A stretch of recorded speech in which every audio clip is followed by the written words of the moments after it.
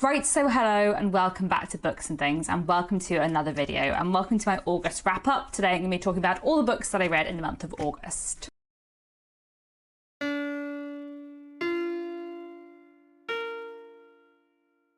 So I'm going to start off this wrap-up with a quick goals check-in, which I've been doing in most of my wrap-ups so far this year, because I have sort of a few main bigger goals for 2025. One of them is to finish reading all of Anthony Trollope's novels, and I did indeed read an Anthony Trollope novel this month. One of them is to read the 19 books that have been in my physical TBR for the longest, and I didn't read any of those books this month, but my plan in September is to read several of them, so, hopefully September will be more successful on that goal. Then my other goal is to read more internationally, which I did much better on in August. So I read books from 6 different countries, and 5 books I read were in translation. So not so good on the physical TBR, but I'm hoping that September will be much better on the physical TBR, though probably much less good on the international goals, and that is fine. Sometimes I feel like it's helpful to focus on one goal at a time, and as I said before, my physical TBR does tend to be like very heavily dominated by British literature, which makes sense, I'm in the UK, but anyway, that's a ramble. So before I get into the books I finished off in August, I am going to talk quickly about 2 books that I spent quite a lot of time on in August, though I didn't finish them. So one is this is Ken Follett's Pillars of the Earth, which I'm carrying over into September. I'm really enjoying this so far. This is the pick for my historical fiction book club that I run over on Patreon. We're reading it across 2 months because it's so big. Reading it over August and September. I am not that far through, but I'm really enjoying it so far. The writing is really, really impactful. Not loving the presentation of women. I feel like I'd heard that the presentation of women in this book wasn't that great, so kind of was anticipating that. And this is a slightly older book. It's from the 80s, I think. But the historical detail of the 12th century is really interesting, and the writing style is very compelling. So looking forward to carrying on with this, and I will tell you more about it in my September wrap-up. And then the other book I spent quite a lot of time on this month is Varney the Vampire, which is a Victorian penny dreadful written by James Malcolm Ryder. I have been reading this on and off for a year and a half, and I decided in August that it had just been too long that I've been reading this book, and so I decided to dedicate some proper time to this, and I read quite a lot of it. I've still got like 100 pages left, but I'm hoping I will finish this in September, because I don't want to be reading this in another Victober. I am enjoying it. It's just such a massive volume, and it's quite episodic in some ways, so that doesn't sort of compel me to keep picking it up. And this book is so heavy, and I'm not finding it super easy to read, because it's in like columns, which is really fun because it looks like a Victorian penny dreadful and it's got the illustrations, but I actually find this exceptionally difficult to read. I had to make myself a bookmark so I can cover up the other column. But anyway, I am really enjoying this. It's a really interesting Victorian vampire romp, but I feel like I've been reading it for too long and I just want to finish it off. So in September, I'm going to finish Varney the Vampire. It's very good fun, but I very much wish I had just read it on my Kindle. Right, let me get into the books I actually finished in August, and I'll start off with a couple of Victorian reads. So I reread A Pair of Blue Eyes by Thomas Hardy. This was August's book for the Thomas Hardy read-along being hosted by Jen the Librarian, where we're reading all of Thomas Hardy's books in publication order. And I really enjoyed this. So I last read A Pair of Blue Eyes, I think 9 years ago. And it was always one of my least favourite Hardys, but I actually really enjoyed it this time, and I got a lot more out of it. I do have a few problems with the ending, but like in general, I enjoyed it a lot more than last time, and I'm really glad I reread it. And it's really fun reading Thomas Hardy in publication order. And I think actually, especially some of his earlier works, you can see some of the themes of his later works emerging, which is quite fun. So A Pair of Blue Eyes is the story of a young woman called Elfie Swancourt, who has led a pretty sheltered life, living alone with her father, and she meets and falls in love with a very young architect who kind of comes to her house, but there are some obstacles in their way, and then another man emerges on the scene. So it is a bit of a love triangle. There's a lot of discussion of class, and it's just a really interesting novel. I liked Elfie a lot more as a character this time around than I had last time. I think partly because Elfie is quite young. I think she's about 20 years old, and sometimes she makes mistakes and is a bit naive, and I think when I last read this, I was like 23 and had no patience with that. Whereas now I'm a bit older, I'm like, oh yes, she is quite young. So yeah, I really enjoyed A Pair of Blue Eyes. I think there are some great moments in it and some really interesting characters and themes. And I wouldn't recommend it as like the best place to start with Hardy, but I do think it's worth a read. To be honest, I think all of Thomas Hardy's books are worth a read, except for The Well-Beloved. Don't do that to yourself. The more I think about it, the more I think I might reread The Well-Beloved when we get there in the read along, just out of interest, because I hate it so much in comparison to Hardy's other books, but I'm also kind of fascinated by its oddity. So I don't know. Yeah, Thomas Hardy's great most of the time. And then the other Victorian book I read in August was The Bertrams by Anthony Trollope. This was my Anthony Trollope book this month, which I found really, really interesting. Again, I would say a bit like A Pair of Blue Eyes by Thomas Hardy, not a place to start with Anthony Trollope. I would say that this book, when it's good, is really, really good. Like, there are some truly fantastic moments in here, some really interesting themes, some interesting characters, and there were some scenes that I just thought were absolutely incredible. The second half of the novel especially I thought was very, very strong, but I don't think it is his best, and I think some of the themes he's exploring in here, especially to do with sort of pride and lack of communication between couples, I think those themes are explored better in some of his other books, thinking especially of He Knew He Was Right, which is such a masterpiece, and I feel like explores some of the same themes as The Bertrams more effectively. So The Bertrams is about two young men, really, George Bertram and his cousin Arthur Wilkinson. Arthur is in love but doesn't feel he has the finances to support a wife, and George is also in love, but the woman he wants to marry doesn't feel that he has enough finances to support her.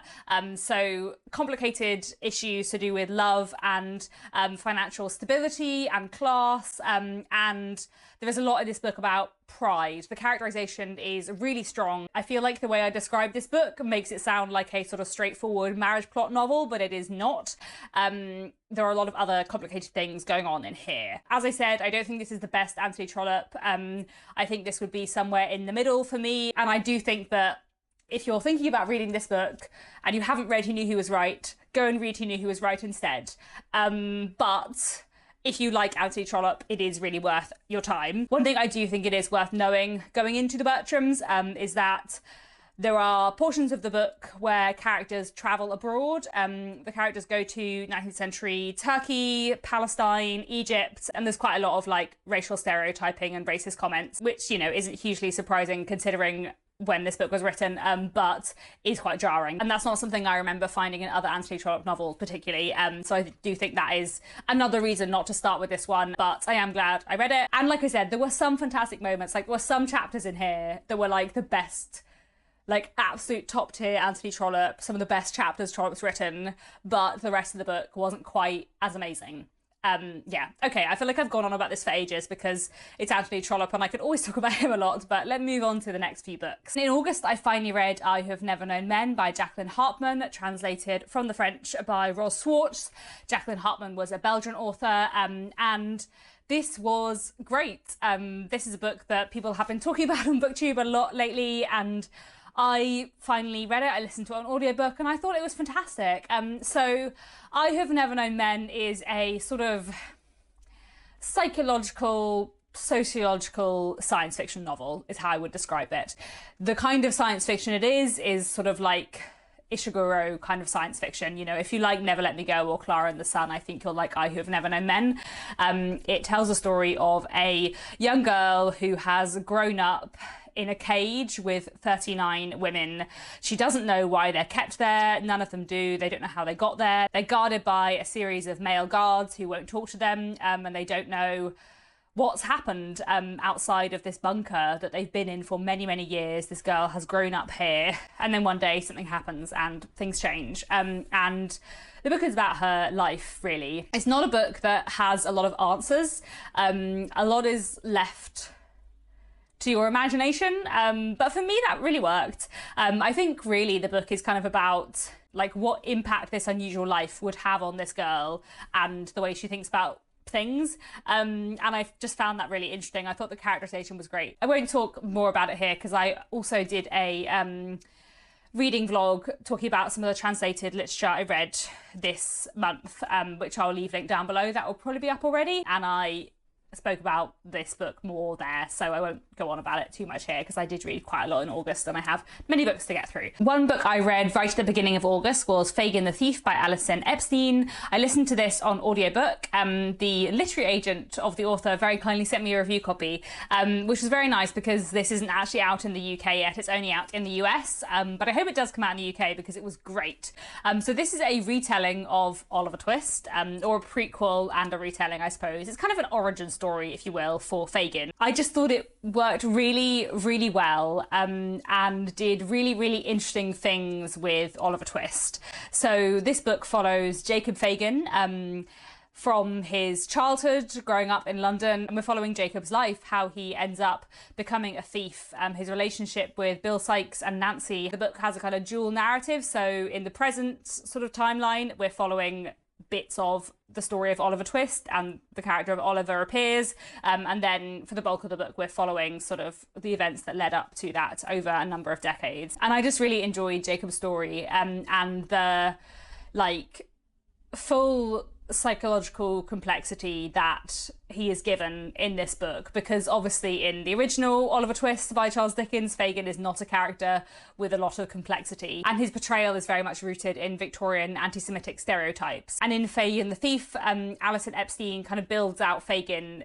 into a full character with a complex inner world, and really interesting relationships with those around him. And actually every character from Oliver Twist is treated really complexly. I thought the depiction of Bill Sikes was fantastic. I loved the depiction of Nancy. I thought she was really well done. And I also really enjoyed the rogue interpretation of Oliver, as someone who is not as naive as he seems. I don't think that's borne out in the original Oliver Twist, but I really liked it. The book does change lots of things about Oliver Twist. Like, it's not one of those retellings that fits perfectly into the original. The ending is changed, not in the way I was expecting, but there are some differences. Certain elements of Oliver Twist are not included, you know, the whole sort of Mr. Monk plotline isn't there, but it does interact with Oliver Twist, the original, in a really, really interesting way, and I just thought it was a great read, so I would definitely recommend Fagin the Thief. I also listened to Wrong Place, Wrong Time by Gillian McAllister, which is a really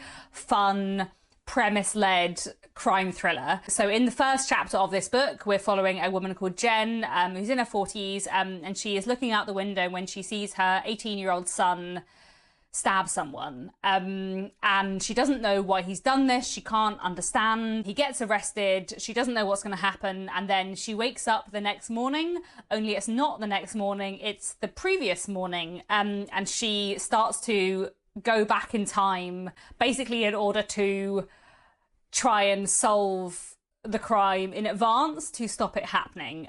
So she goes further and further back in time, sort of working out what led her son to do this. And it's just really fun. I really, really liked the premise, and I also liked that the premise wasn't ever explained that much, because I read The 7 Deaths of Evelyn Hardcastle a couple of months ago, which I really enjoyed. That's a sort of time loop murder mystery, and there was a lot that I liked about it, but I felt like the time loop was like over-explained in a way that like slightly spoilt other elements of the book, whereas I feel like in Wrong Place, Wrong Time, Jen is travelling back in time because she is, and I liked that. I didn't feel like I needed more explanation, and I just thought the characterization and the relationships were really well done, and the pacing was excellent. It's the kind of crime thriller where I would guess a twist like 5 minutes in audiobook time before it was revealed, which is perfect because then you get to feel clever, but also you didn't guess too early. I really enjoyed that. So I would highly recommend Wrong Place, Wrong Time. Definitely want to read more by Gillian McAllister in the future. I thought that was great. Then next I'll talk quickly through the other 4 books that I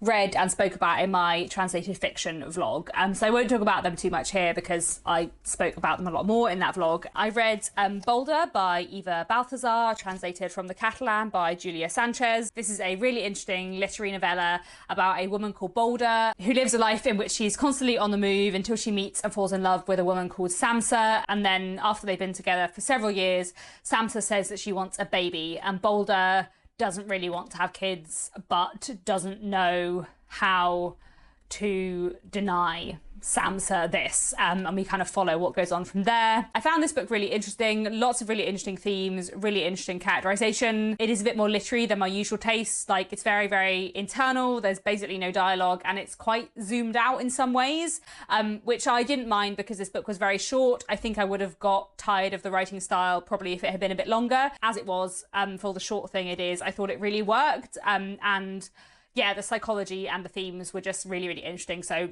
one I would recommend, though, as I said, probably on the more literary end. Then I also read The Third Love by Hiromi Kawakami, translated from the Japanese by Ted Goosen. This is a novel about a woman called Riko in 21st century Japan who has dreams in which she travels back to and kind of inhabits the lives of other people from 17th century Japan and I think 12th century Japan, and what she learns about the position of women at various points in Japanese history kind of impacts how she views her relationship in the present day. I found this really interesting in some ways, but I'm not sure that I really liked it. I have read one book by Hiromi Kawakami before, Strange Weather in Tokyo, and it wasn't really for me, and I think probably she's just not an author who is for me. I didn't love Riko as a character, but I did kind of like her character development. So yeah, this one wasn't hugely for me, but that is fine. I picked this up because this was one of the books for the Reading the Globe challenge hosted by Page Turners with Catcher. I think this was June's book. I'm very behind. Another Reading the Globe book I read in August was Standing Heavy by Gouds. The author is from Côte d'Ivoire, and this book is translated from the French by Frank Wine. And this is a book set in Paris over several decades, looking at the lives of various security guards who are all immigrants from Côte d'Ivoire. This book is told in quite an unusual way. So we have some sort of longer sections of prose and then some like very short vignettes, and the book doesn't really have a through line, again, at the more literary end of what I read, although this worked for me, I would say. It's a satire in many ways, and I thought the writing style really worked. It's very funny, but also quite dark in places. And yeah, I just thought it was a really interesting book. So wouldn't recommend it for everyone because of its unusual structure. It's quite an odd book, but it worked for me. Then the final book I spoke about in that reading vlog is this. This is They Fell Like Stars from the Sky and Other Stories by Shika Heloui, who is a Palestinian author, and this is translated from the Arabic by Nancy Roberts. And I thought this was a really powerful short story collection. A lot of the stories are very, very short, only like a couple of pages, just sort of little vignettes and moments, which really worked well for me. A lot of these stories examine coming of age and gender and look at the experience of growing up in a Palestinian Bedouin community. And I just thought this was a really powerful collection. It's one that I would definitely recommend. And then I read 3 poetry collections in August, which I really enjoyed. I haven't read enough poetry this year and I always enjoy it, so it's nice to pick up a few collections this month. So I read The Bonniest Company by Kathleen Jamie, which contains a lot of nature poems, as well as some interesting poems about kind of people interacting with the landscape. A lot of this is kind of looking at Scottish coastal landscapes, which I really enjoyed. I would say there were a few specific poems in here that really made an impact, and then some of the others kind of washed over me a little bit, but I do sometimes find that with poetry. Then I also read Rapture's Road by Sean Hewitt, which is a collection dealing with themes of grief, of belonging, identity, sexuality. There were several poems in here that I thought were fantastic. I think overall I probably enjoyed this slightly more than The Bonniest Company, but again, there were sort of a few specific poems that really stood out and the rest slightly less. Then the other collection I read, which was my favourite I read this month, was this. This is Natural Burial Ground by Will Burns, which is a really interesting collection. Again, some nature poetry in here, quite a lot of poems about grief, which I really thought were very powerful. There's one particular poem especially, which is about sort of dealing with a grandparent having dementia, and I thought that one was very, very powerful and really, really worked. And some of the nature poems and landscape poems in here were great as well. There were some that didn't really do anything for me, but the poems that I loved, I really, really loved. So yeah, I would recommend this.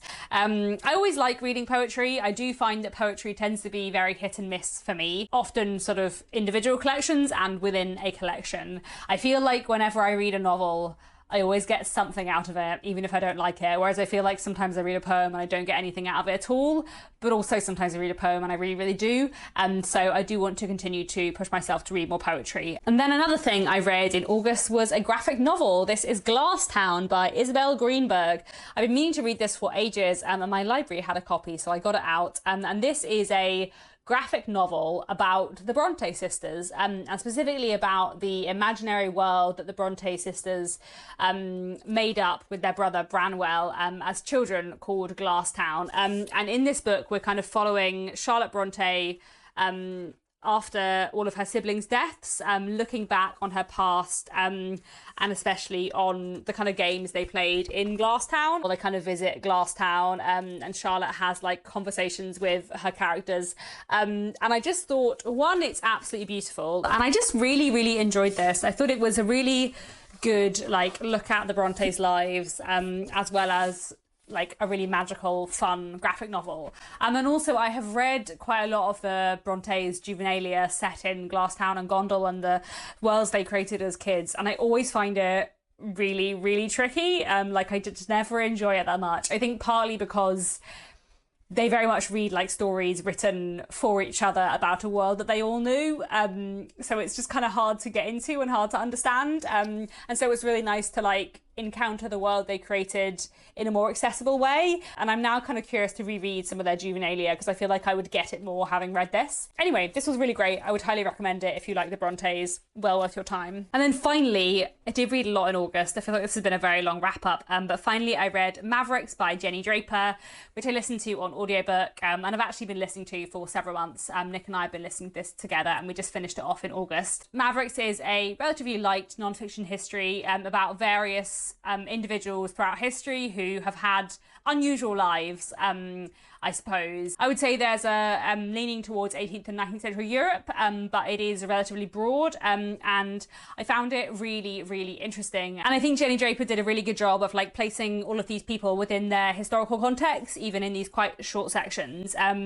Overall, really enjoyed it, would highly recommend it. Nice audiobook listen too. Jenny Draper reads the audiobook herself. She's a YouTuber and a TikToker who does really interesting videos about history. I've watched some of her stuff on YouTube and always enjoy it too. So yeah, I really enjoyed Mavericks. It was very good fun. And yeah, there were some historical figures who I knew about already and quite a few who I was learning about for the first time. So yeah, overall, really enjoyed Mavericks. So there we go. Those are the books that I read in August. Do let me know if you've read any of these books, what you thought of them, and what your favourite book of August was. Otherwise, thanks very much for watching, and I'll be back very soon with another bookish video.